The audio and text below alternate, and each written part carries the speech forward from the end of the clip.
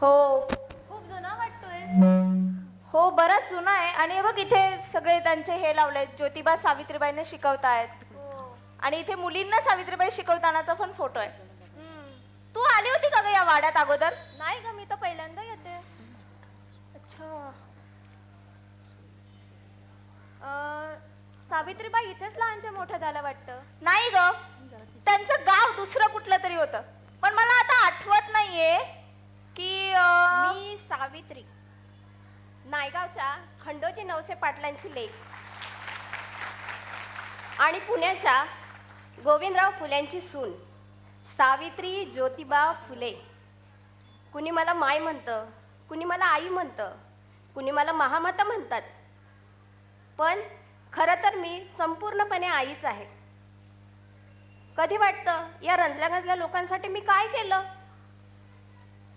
मी फक्त माणसासारखी जगले, दिनदुबळ्यांना पोटाशी धरलं, सर्व दुःखी आणि गरीबायांच्या लेकरांना माझंच म्हटलं. मी केलं ते एवढंच. या ना, आपण अजून जाणून घेऊया त्यांच्यासाठी. या ना, या जवळ या जरा. या जवळ या, इथे बसा. त्या आहेत ना, त्या दुसरी आई आहेत आणि त्या सांस्कृतिक आई आहेत. त्यांच्या सांस्कृतिक आईपणाची ओळख आपण सगळ्यांनी करून घेतलीच पाहिजे. क्रांतिज्योती सावित्रीबाई. क्रांतिज्योती सावित्रीबाई. हो, शिक्षणाची ज्योत लावणाऱ्या क्रांतिज्योती सावित्रीबाई फुले. कालच त्यांची जयंती झालेली आहे, तर त्यानिमित्तानं आपण त्यांच्या क्रांतीमध्ये जे संतत्व आहे ते जाणून घ्यायलाच हवं. 18व्या शतकातील स्त्रीचे अस्तित्व ते काय असेल आणि त्यातही बहुजन पहिली लाईन समाजातल्या स्त्रियांचे जीवन कसे असेल? स्त्रियांना शिक्षण नव्हतं, आपलं मत काय आहे असा विचार सुद्धा करण्याचा विचार नव्हता. आपलं आयुष्य असं का आहे असा साधा विचार सुद्धा मनात येऊ शकत ना. असा साधा विचार सुद्धा स्त्रियांच्या मनात येऊ शकत नव्हता. असा तो काळ होता. त्या काळामध्ये घरातल्या कर्त्या पुरुषाच्या प्रत्येक कृतीला स्त्रिया केवळ मम म्हणत. तेच स्त्रीचं अस्तित्व होतं. तसंच सावित्रीबाईंना ज्योतिबानी शिकवलं. बरोबर, ज्योतिबा हे एक आदर्श व्यक्ती होतेच, पण सावित्रीबाई रूढी परंपरांमध्ये वाढलेल्या घरात जन्मून सुद्धा ज्योतिबांच्या क्रांतिकारी संकल्पनांना नुसतंच समर्थन दिलं नाही, नुसतंच मम म्हटलं नाही, तर ज्योतिरावांच्या क्रांतिकारी संकल्पना सावित्रीबाई स्वतः जगल्या.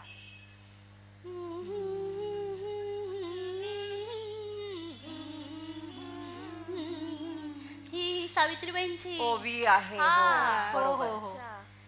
ज्योतिबांची सावली नाही तू राहिली, सत्य धर्म प्रकाशात तेजान तळपली, सत्य धर्म प्रकाशात तेजान तळपली. ए ताई, मला पण त्यांची एक कविता माहितीये, म्हणू का? हो, म्हण ना ग.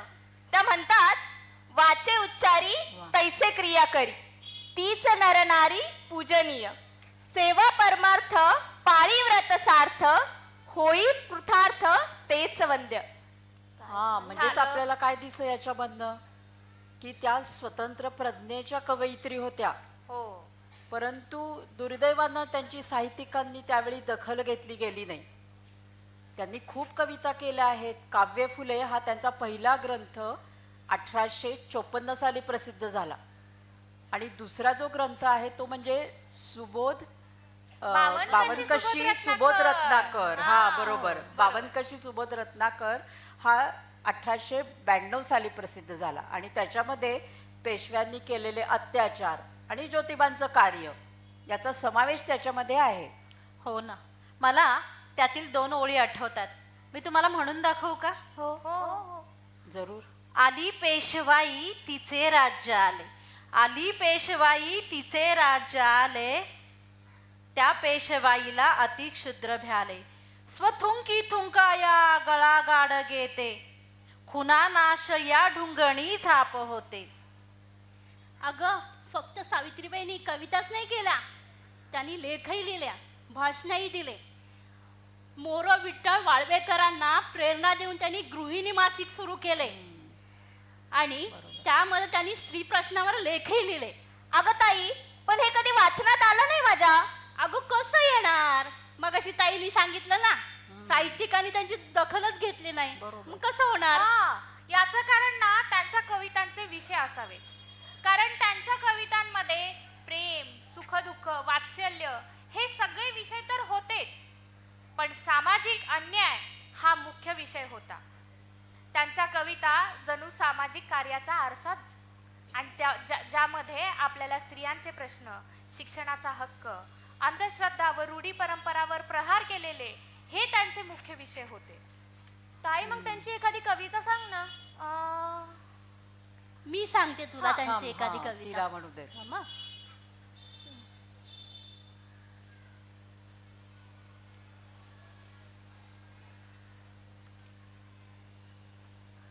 त्यांची एक हळूवार कविता आहे, त्यांनी लिहिलेली. मी तुला ती वाचून दाखवते. फूल जायचे, फूल जायचे नावाची त्यांची कविता आहे. फूल जायचे, फूल जायचे पाहत असता ते मज पायी मुरका घेऊन, हास्य गोडवे नजरला जरी उठे काऊर मज मनातून. सफेद रंगी गंध मनोहर प्रफुल्ल होई जाय हरकुण, पंचदलाचे सुरेख फुलते जणू बोलते मनात शुरुनी. वा, म्हणे त्यास मी काय हवे तुझ, एक विनंती ते करी हसून. करी आग्रह मजला फुलते जवळ घेई मजसी तोडून. रीत जगाची कार्य झाल्यावर फेकून देई मजला हुंगून. जसं त्यांची ही एक हळुवार कविता आहे जाईच्या फुलावरची, तशाच त्यांनी अनेक परखड कविता सुद्धा केलेल्या आहेत. त्यातलीच एक कविता मनुवादी व्यवस्थेवरची मी तुम्हाला ऐकून दाखवते. नांगर धरती शेती जे करती, मठ्ठ ते असती मनू म्हणे. नांगर धरती शेती जे करती, मठ्ठ ते असती मनू म्हणे. करू नका शेती सांगे मनुस्मृती, धर्माज्ञा करती ब्राह्मण असं. शूद्र जन्म घेती पूर्वीची पापेती, शूद्र जन्म घेती पूर्वीची पापेती, जन्मी या फेडती शूद्र सारे. विषम रचती समाजाची रीती, धूर्तांची ही नीती अमानव. हे ताई, मलाही त्यांची शिक्षण विषयक कविता माहिती आहे. मी तुम्हाला वाचून दाखवते. थांबा. दाखवा ना. त्यांनी खूप वेगवेगळ्या प्रकारच्या कविता केलेल्या आहेत, त्यापैकीच ही शिक्षणावरची त्यांची एक कविता. अभिमानाने जगण्यासाठी शिकून घ्या जा शाळेला, मनुष्याचा खरा दागिना शिक्षण आहे, घ्या चला जा शाळेला जा शाळेला. नकोच इच्छा आरामाची, ईर्ष्या धरुणी शिक्षणाची, संधी घ्या तुम्ही छान आजची, अनुकूलता बघ कालगतीची. न कुरकुरता न आळसता शाळेत जाऊ शिकू चला, गुलामगिरीची युगायुगाची बेडी तोडू चला चला. काय मग कळलं ना? जा शाळेला जा शाळेला. हे सगळं ऐकल्यावर एक प्रश्न पडतोय. हे सगळ्या मुलींनी ऐकलं तर शिकायला लागल्या, जाग्या झाल्या, प्रश्न विचारायला लागल्या आणि बंड करून उठल्या तर, म्हणूनच याची दखल घेतली गेली नाही. हो, स्त्री बंड करून उठेल आणि फुकटचे गुलाम म्हणून राबवायला मिळणारी स्त्री स्वातंत्र्याची मागणी करेल. ह्या भीतीने सावित्रीबाईंच्या साहित्यावर जाणून बुजून भटा ब्राह्मणांनी पडदा टाकून ठेवला असेल. या आधीच्या काळात आपल्या संत कवयित्रींनी आपल्या ओव्यांमधून भक्तीच्या आणि मुक्तीच्याही काव्यरचना केल्यात, पण जीवनावश्यक वास्तव परिस्थिती आणि समानतेची वागणूक याच्या अपेक्षा करणाऱ्या कविता मराठी साहित्यात पहिल्यांदा सावित्रीबाईंनी आणल्या. हो, अगदी बरोबर. आता त्यांची हीच कविता बघ ना, उठा बंधूंनो. उठा बंधूंनो अतिशूद्रांनो जागे होऊन उठा. उठा बंधूनो अतिशूद्रांनो जागे होऊन उठा. परंपरेची गुलामगिरी ही तोडण्यासाठी उठा बंधूनो शिकण्यासाठी उठा. बंधूनो शिकण्यासाठी उठा. गेले मेले मनू पेशवे आंगलाई आली. गेले मेले मनू पेशवे आंगलाई आली. बंदी मनूची विद्या घेण्या होती ती उठली. बंधूनो होती ती उठली. बंधूनो होती ती उठली. मुलाबाळांना आपण शिकू, आपण सुद्धा शिकू. विद्या घेऊन ज्ञान वाढवून नीती धर्म ही शिकू. बंधूनो नीती धर्म ही शिकू. बंधूनो नीती धर्म ही शिकू. असे गरजुनी विद्या शिकण्या जागे होऊन झटा. परंपरेच्या गुलामगिरीची बेड्या तोडून उठा. बंधूनो शिकण्यासाठी उठा. बंधूनो शिकण्यासाठी उठा. म्हणजेच आपल्याला काय दिसतं की त्यांनी फक्त काव्यातच त्या बोलल्या नाही आहेत बरं का. ज्योतिबाईंना तर शिक्षणाचा वसाच घेतलेला होता. अगदी बरोबर. हां, आणि सावित्रीबाईंनी सुद्धा ते सूत्र स्वीकारलेलं होतं. लग्नानंतर ज्योतिबांनी त्यांना शिकवलं. त्या शिक्षिका झाल्या, पहिल्या महिला शिक्षिका झाल्या, हे आपल्या सगळ्यांना माहितीच आहे. पण आत्ता जे करतात ना DED BEd म्हणजे शिकवण्यासाठीचं असणारं वेगळं शिक्षण आपण घेतो. तसंच शिक्षण प्रशिक्षण शिकवण्यासाठीचं सावित्रीबाईंनी सुद्धा घेतलेलं होतं. काय सांगताय? हो. मला वाटलं ते फक्त ज्योतिबांकडे शिकल्या. अगं तेच तर सांगतोय. सावित्रीबाई आणि सगुणाऊ. सगुणाऊ म्हणजे ज्योतिबांची आत्या. या दोघींनाही मिचेलबाईंनी नॉर्मल स्कूलमध्ये प्रवेश दिला, शिकण्यासाठी आणि शिकवण्याचं प्रशिक्षण घेण्यासाठी. आणि कमाल म्हणजे या दोघींनीही 2 वर्षांचा अभ्यासक्रम पूर्ण केला आणि या प्रशिक्षित शिक्षिका झाल्या. एवढंच नाही हा, साऱ्या कर्मठ समाजाच्या विरोधाला न जुमानता त्यांनी शिक्षण घेतले. शिक्षक आणि मुख्याध्यापक बनून त्यांनी शिक्षण दिले आणि आधुनिक भारताच्या पहिल्या शिक्षित प्रशिक्षित शिक्षिका होत्या त्या. पण त्या एकट्या नव्हत्या. सावित्रीबाईंबरोबर शिक्षण घेणारं आणखी कुणीतरी होतं. आणखी कुणीतरी होतं ज्यांनी सावित्रीबाईंबरोबर अध्यापक प्रशिक्षण घेतलं. आणखीन कुणीतरी होतं ज्यांनी सावित्रीबाई आणि ज्योतिबा यांना आपल्या घरामध्ये राहायला, शाळा उघडायला जागा दिली. होय, आम्ही बोलतोय फातिमा बीन बद्दल, ज्या भारतातल्या पहिल्या मुस्लिम महिला शिक्षिका झाल्या. सावित्रीबाईंच्या आयुष्यातील हा महत्वाचा आणि मोठा बदल होता. आयुष्याच्या एका नव्या वळणावर त्या उभ्या होत्या. पुढचा प्रवास कठीण होता, पण त्यांचा ध्यास त्याहीपेक्षा मोठा होता. त्यांची जिद्द भक्कम होती आणि म्हणून त्यांनी स्वतःशीच एक निर्धार केला. शाळा काढली हिने आणि हिच्या नवऱ्याने. स्त्रियांचे शिक्षण म्हणजे घोर पातक हो. शिक्षण देतीये, शेण खा म्हणावं आता. स्त्रियांनी शिकून करायचे काय? रांदा वाडा आणि उष्ट काढा म्हणावं. बायकांची लायकी उमऱ्याच्या आत, पुरुषांशी तुलना करायची तुला. शेण खा आता.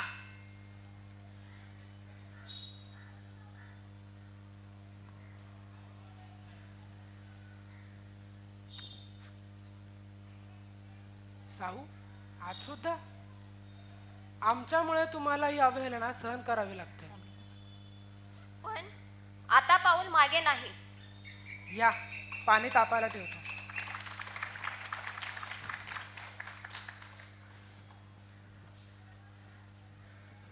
अहो, हे काय करताय? साहू, आज तुम्ही उचललेला पाऊल उद्या कित्येक लेकी बाळींचं आयुष्य घडवणार आहे. तुम्हाला माहितीये 1 मे 1847 रोजी सावित्रीबाईंनी सगुणावला मागासांच्या वस्तीत एक शाळा काढून दिली. ती त्यांची पहिली शाळा. त्यानंतर सावित्रीबाईंनी आणि ज्योतिबांनी फातिमा बीम बरोबर 1 जानेवारी 1848 ला भिडेवाडामध्ये शाळा सुरू केली आणि त्यानंतर केवळ 4 वर्षात त्यांनी 18 हो हो, म्हणजे चालवल्याच नाहीत नुसत्या, तर त्याची सरकार दप्तरामध्ये नोंद आहे. तसंच या चांगल्या शैक्षणिक कार्याबद्दल त्यांना इंग्रज सरकारने सत्कार केला मेजर कँडी यांच्या हस्ते. तसंच या सरकारी अनुदानही या शाळांना मिळालं. पहिली माझी ओवी ग सावित्रीच्या बुद्धीला, स्त्रियांच्या शिक्षणाचा पाया तू घातला. अशिक्षित अडाणी तू पतीपाशी शिकली, मुलींसाठी पहिली शाळा तू काढली. मुलींसाठी पहिली शाळा तू काढली. मुलींसाठी पहिली शाळा तू काढली. एवढ्या शाळा काढल्या, पण हे शिकवण्याचं काम सोपं नव्हतंच. त्यांना प्रचंड अडचणींना तोंड द्यावं लागलं, अनेक संकटांना सामोरं जावं लागलं. पण शिक्षण प्रसाराचं काम त्यांनी चालूच ठेवलं. लोकांनी त्यांना घाणेरड्या शिव्या दिल्या, अंगावर शेण आणि चिखल फेकला, दगड मारले, पण ते मागे हटलेल्या नाही. हे तर आपण मगाशी पाहिलंच. आणि काही गुंडांनी तर त्यांच्या अंगावर हात टाकण्याची भाषा केली. नाही, एकदा तर त्यांच्यावर महाभयंकर प्रसंग ओढवला.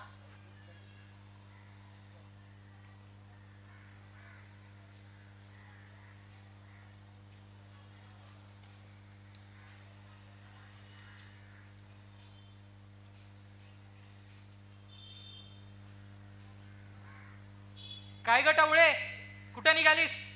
आमच्या बायका पोरांना बाटायला निघालीस काय? अब्रू प्याज.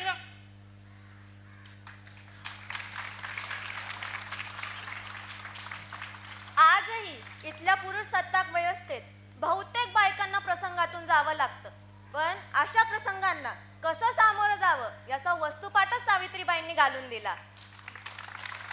होय, दुसरी ओवी गायली तुझ्या ग धैर्याला, दगड गोटे खाऊनी चालवली तू शाळा.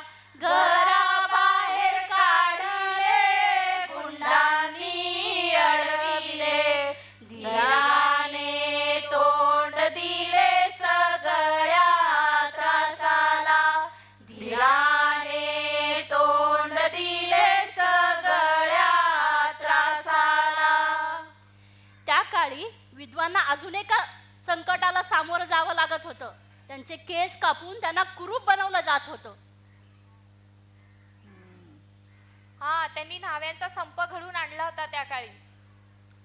हो, न्हाव्याचं संप तर म्हणजे ही जी दुष्ट प्रथा होती की केशवपनाची, तर त्यासाठी त्यांनी विलक्षण कल्पना लढवली आणि त्यांनी नाभिक बांधवांना बोलवलं, आव्हान दिलं, परिषद घेतली आणि केशवपनासारखी जी प्रथा आहे त्यामुळे स्त्रियांवरती काय अत्याचार होतात, काय अन्याय होतात ते त्यांना समजावून सांगितले आणि त्यांचा संप घडवून आणला आणि तो यशस्वी केला. जसं आपण मगाच्या प्रसंगात पाहिलं, जसा त्यांना समाजाकडून विरोध होता, तसाच विरोध त्यांना घरच्यांकडून सुद्धा होता. आपण आपल्या सगळ्यांना माहितीये, ज्योतिबांना त्यांच्या वडिलांनीच घराबाहेर काढलं आणि तसंच सावित्रीबाईंना सुद्धा त्यांच्या माहेरच्यांचा विरोध होता हे त्यांना तिकडे गेल्यावर कळालं. आणि हा विरोध त्यांनी खोडून काढला आणि याचं वर्णन सावित्रीबाई ज्योतिबांना एका पत्रात करून सांगतात.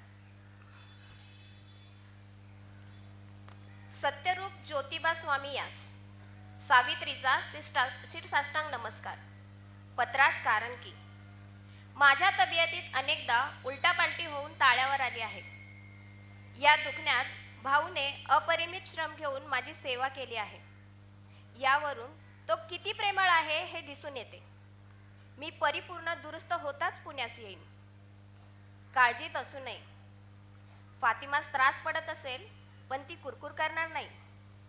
असतो येथे बोलण्यात बोलणे चालले असता असे घडले की भाऊ म्हणाला, तू व तुझा नवरा वाळीत असून तुम्ही उभे येता महार मागादी अंत्यकाळकरता जी कर्मे करता ती पतित असून आपल्या कुलास बट्टा लावणारे आहेत.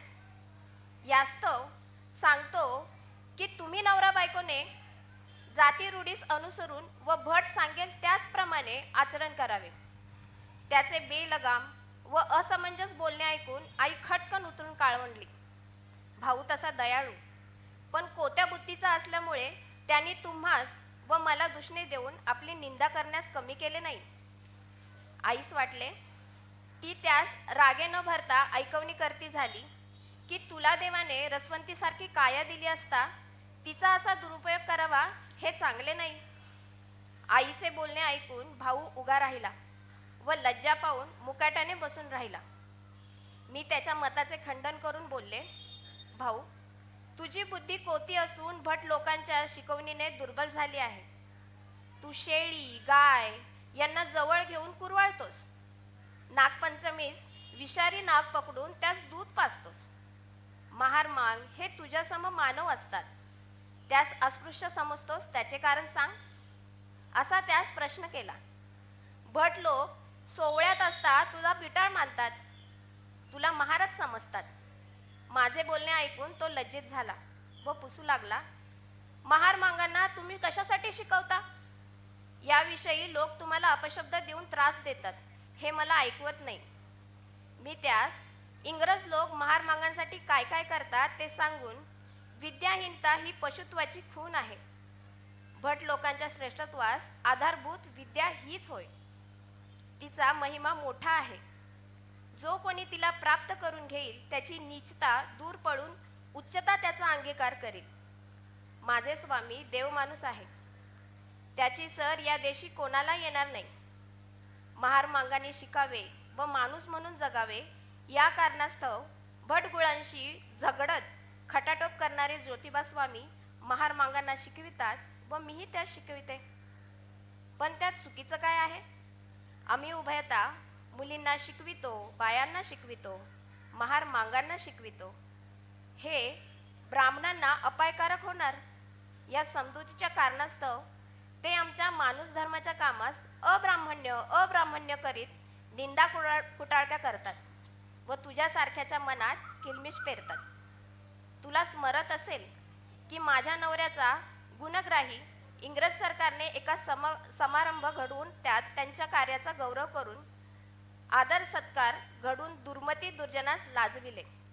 तुला मी खात्रीपूर्वक बोलते, माझा नवरा तुझ्यासारखा वारकऱ्याप्रमाणे नुसते हरिनाम घेत वाऱ्या करीत नसून प्रत्यक्ष हरीचे काम करीत आहे.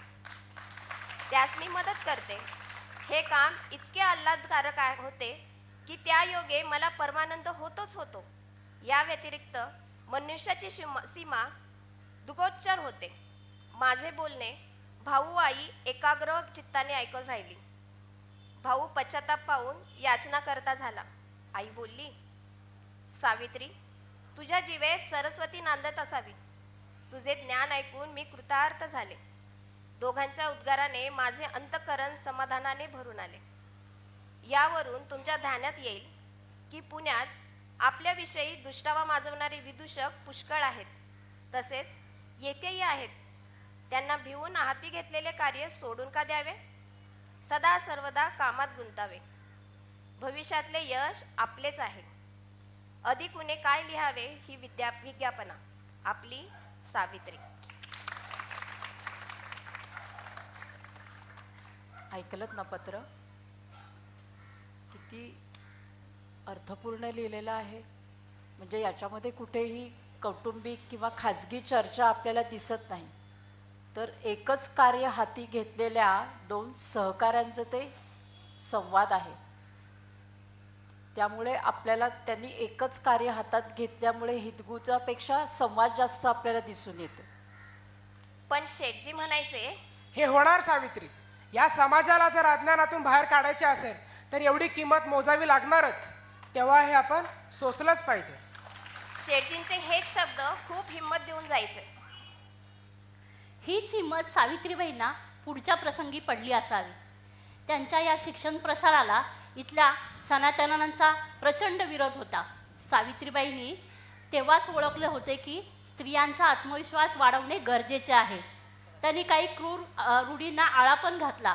जरट कुमारिका विवाह आपल्याला माहितीच आहे. त्यानंतर मग त्या लहानपणातच विधवा व्हायच्या. हो, लहानपणीच विधवा व्हायच्या त्या. तुम्ही त्याबद्दल सांगत होतास ना? हो, एखाद्या मुलीचा आगतिक बाप त्या काळी हुंडा देऊ न शकल्यामुळे आपल्या 7-8 वर्षाच्या कोवळ्या मुलीचं 60-70 वर्ष असलेल्या जखड वृद्धाशी लग्न लावून देत असे तेव्हा. अण्णा, मी तुमची लाडकी, काहो करता मला बोडकी, असा पोटच्या मुलीनं फोडलेला टाहो त्या जन्मदात्या पित्याला ऐकू जात नसे तेव्हा. अशी भयानक परिस्थिती त्या काळी होती. आपल्या सगळ्यांना आत्ता सुद्धा विचार करता येणार नाही एवढं धाडस त्यांनी त्या काळी दाखवलं होतं. सगळ्यांना माहिती आहे त्या काळी विधवा विवाहाला बंदी होती, पण विधवा गरोदर राहायच्या. त्यातून जन्माला येणाऱ्या मुलांना हाल अपेष्टांशिवाय काय मिळणार आहे? आणि अशा बायकांना विहीर जवळ करण्या वाचून किंवा नदी जवळ करण्या वाचून पर्याय राहायचा नाही. जीव देण्या वाचून त्यांना काही पर्याय शिल्लक राहायचा नाही. ब्राह्मण समाजात विधवा विवाह मान्यच नव्हता. त्या ते काळी म्हणजे अजून स्त्रिया सती पण जात होत्या जात ना? होत्या, हो. हो, पतीच्या मृत्यूनंतर अशा विधवांना सती जावंच लागायचं. अशा प्रथेमुळे सावित्रीबाई व्यथित झाल्या. त्या ज्योतिबांना म्हणाल्या, आपण या स्त्रियांना आधार देऊ, त्यांच्या पाठीशी भक्कम उभं राहू, त्यांना संरक्षण देऊ, त्यांच्या बाळंतपणाची व्यवस्थाही करू आणि त्यांना आधार देऊ. वा. आणि मग सावित्रीबाई आणि ज्योतिबानी इथेच ह्याच वाड्यात अशा विधवांना बालहत्या प्रतिबंधक गृह सुरू करून दिलं. आणि आपल्याला माहिती सुद्धा नसेल की याची जाहिरात त्यांनी ठिकठिकाणी लावलेली होती. आणि त्या जाहिरातीमध्ये लिहिलेलं होतं, विधवांसाठी एक निवेदन त्याच्यामध्ये लिहिलेलं होतं. हो, बरोबर ना? हीच ती जाहिरात. विधवांनो, येथे येऊन गुप्तपणे आणि सुरक्षितपणे बाळंत व्हा. बाळंतिणीचे नाव गुप्त ठेवण्यात येईल. तुमचं मूल न्यावं की तर ठेवावं हे तुमच्या खुशीवर अवलंबून राहील. हा अनाथ आश्रम तुमच्या मुलांची काळजी घेईल. काय म्हटलंय? अनाथ आश्रम ह्या मुलांची काळजी घेईल. आणि इथली सगळी मुलं सावित्रीबाईंनी आपलीच मानली. पुढे याच ठिकाणी जन्माला आलेल्या काशीबाई या ब्राह्मण विधवेचे मूल सावित्रीबाईंनी दत्तक घेतले आणि त्याचं नाव यशवंत ठेवलं. तिसरी ओवी गायली तुझ्या मोठ्या मनाला, फसलेल्या विधवेचा सांभाळ तू केला. अबलांनी अनाथांचे माय बाप होऊन यशवंत बाळाला दत्तक घेतला.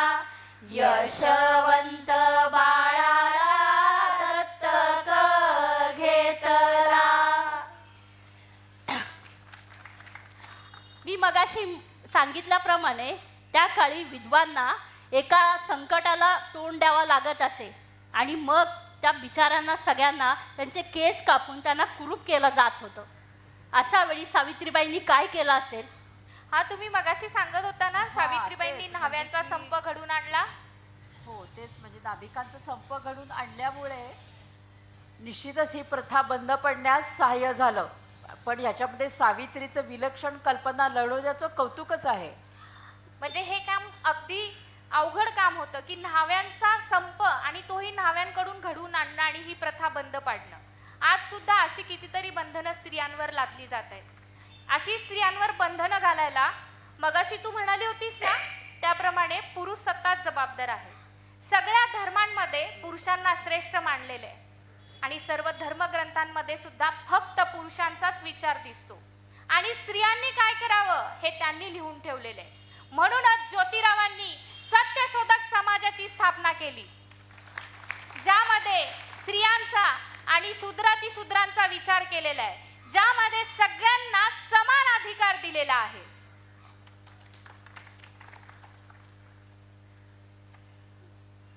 सत्यशोधक धर्म हा पारंपरिक धर्माला पर्याय उभा करतो. बरोबर. आणि त्याचं घोषवाक्यच असं आहे, सर्वसाक्षी जगतपती त्याला नकोच मध्यस्थी. आणि ह्याचाच उपयोग सावित्रीबाईंनी पुढे चालू ठेवला आणि परंपरेनं तो म्हणजे त्याचं हे दुरा सांभाळली सुद्धा भविष्यामध्ये. समाजातील विषमता नष्ट करणं आणि तळागाळातील लोकांपर्यंत शिक्षण पोहोचवणं हे सत्यशोधक समाजाचं महत्त्वाचं काम होतं. सत्यशोधक समाजातर्फे सावित्रीबाईंनी अनेक कामं केली. त्यामध्ये लग्न लावण्याची पद्धत नवीन सुरू केली. सत्यशोधक पद्धतीने विवाह लावले. पहिल्यांदा पुरोहितांना फाटा देण्यात आला. हुंडा पद्धत नाकारण्यात आली. आणि एवढंच नाही, अत्यंत साध्या पद्धतीने आणि कमी खर्चांमध्ये ती लग्न लावली गेली. राधा आणि सीताराम आल्हाट नावाच्या जोडप्याचं त्या काळी सावित्रीबाईंनी लग्न लावून दिलं आणि त्या लग्नाचा सर्व खर्चही सावित्रीबाईंनीच केला. आणि मग तो त्या ठिकाणी झालेला सत्यशोधक समाजातील पहिला विवाह. पण पुरोहितांना कसं चालेल, त्यांनी या पद्धतीला कडाडून विरोध केला. आणि याच पद्धतीनं त्यांनी आपला मुलगा यशवंत आणि ससाने यांची मुलगी राधा या दोघांचा विवाह लावला. आणि हा पहिला आंतरजातीय विवाह ठरला. अगं, हे तर झालं सत्यशोधक समाजातर्फे लागलेलं पहिलं लग्न. पण तुम्हाला माहिती आहे का, आंतरजातीय प्रेम करणाऱ्या लोकांसाठी खंबीरपणे उभ्या राहिल्या त्या. बरोबर आहे. आणि याचं वर्णन त्यांनी एका पत्रामध्ये ज्योतिबांना करून सांगितलेलं आहे. हा गणेश आला होता गावात भिक्षुकी करायला. तिथेच एका तथाकथित अस्पृश्य मुलीच्या प्रेमात पडला. सनातन्यांना हे कसं चालेल बरं? त्यांनी त्या दोघांना मारायला सुरुवात केली. मारूनच टाकणार होते तिला. धर्म उडवायला निघालेत. पण ही घटना तिथेच असलेल्या एका 37 वर्षाच्या स्त्रीला कळाली.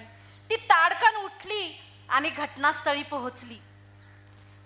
तिथे त्यांनी इंग्रज सरकारचा धाक दाखवत, म्हणजेच कायद्याचा धाक दाखवत त्या गर्दीतून त्या दोघांना वाचवलं आणि त्यांचा जीव वाचवला. त्या गर्दीला आडव्या जाणाऱ्या आणि या जोडप्याचा जीव वाचवणाऱ्या स्त्री म्हणजे सावित्रीबाई फुले. विवाहपूर्व गरोदरपण आणि आंतरजातीय प्रेम ह्या दोन्ही गोष्टींना सावित्रीबाई गुन्हा मानत नाही आणि त्या तरुणीला सुद्धा कलंकित मानत नाही. उलट या दोघांसाठी त्या ठामपणे उभ्या राहतात आणि म्हणूनच त्या या सगळ्या गोष्टींकडे एक सहज मानवी व्यवहार म्हणून बघतात. आणि ते जोडपं आणि समाज या दोघांच्या मध्ये सावित्रीबाई ठामपणे उभ्या राहतात. अगं ताई, पण हे तर आजही नाही चालत. आंतरजातीय विवाहांना विरोध करणाऱ्या खाप पंचायत, जात पंचायत या समस्या, या व्यवस्था आजही समाजात अस्तित्वात आहेत. ऑनर किलिंग, घराण्याच्या प्रतिष्ठेसाठी केल्या जाणाऱ्या हत्या आजही होत आहेत. बाप रे, त्या काळात ते केवढं मोठं धाडस असेल ना. हो, सावित्रीबाई होत्याच तशा. आणि त्यामुळेच ज्योतिबांना अजिबात काळजी नव्हती की सत्यशोधक धर्म पुढे कसा चालेल. कारण की सावित्रीबाईंवर त्यांचा ठाम विश्वास होता की त्या हे काम पेलतील आणि समर्थपणे पुढे नेतील सुद्धा. आणि ते त्यांनी नेलं पण. तो काळ होता सावलीच्या स्पर्शानंही विटाळ होण्याचा. पाणी ही निसर्गाची संपत्ती, ती सर्वांचीच आहे हे त्या काळात सावित्रीबाईंनी सांगितलं. पाण्यासाठी व्यथित झालेल्या लोकांचं दुःख पाहून सावित्रीबाई ज्योतिबांना म्हणाल्या, आपल्या घरात पाण्याचा हौद असताना नुसती चर्चा कशा पाहिजे. आपला पाण्याचा हौद त्यांनी सर्वांसाठीच खुला करून दिला. तुम्ही पाणी देताय हेच खूप उपकार झालं. पण तुमच्या इरीला शिवून आम्ही पाप नाही करणार. पाप पुण्य शिवाय शिव हे कुठून आलं?